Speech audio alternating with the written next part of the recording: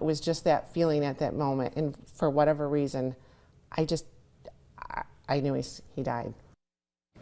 That's Kristine Kunert, whose husband Scott was killed in a deadly car crash in 2014. The 9-year anniversary of his death just passed 2 days ago on December 5th. And while the holidays are typically joyful, for a lot of people like Kristine, it is a reminder a loved one is no longer here.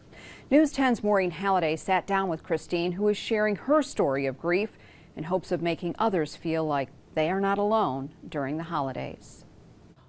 Knowing, but you still want to hear the words, and then you hear those words, "I regret to inform you that your husband was killed." December 5th, 2014. It was like any other day for the Kunert family. Kristine and Scott were busy chasing around their 3 teenage boys, Max, Holden, and Quinn. That day, Scott went to Holden's hockey game. It wasn't until just after 10 p.m. the world came to a stop for the Kunerts. Through the night, I got a few texts. Holden's playing great in the hockey game. And then at about 10:15, I took a call from Holden who said, "Mom, there's been an accident and the bus has been diverted. And I think it's Dad and Mrs. Andery." Scott was driving back from Holden's hockey game with family friend Ellen Andery. While driving home on US 127 near Mount Pleasant, they were hit head-on by a wrong-way drunk driver. The driver and Scott died on impact, while Ellen was airlifted to Sparrow Hospital. The devastation was insurmountable. I spent over a year with a different child in my bed every night, and I would hold them crying until they fell asleep. And then my sweet dog would curl up next to me, and every night, and as I quietly cried, he would lick my tears. You, as a parent, balance not pretending your grief isn't there, but I needed to grieve alone. They're missing their dad, their family unit. I'm missing my family unit, but I'm missing the person that I had planned to grow old with. Yeah. I'm missing my right hand. All right, where are you here? This was our last family trip. We were in Washington, D.C. Now, 9 years later, Kristine flips through family photos, looking back on the life and love she shares with Scott.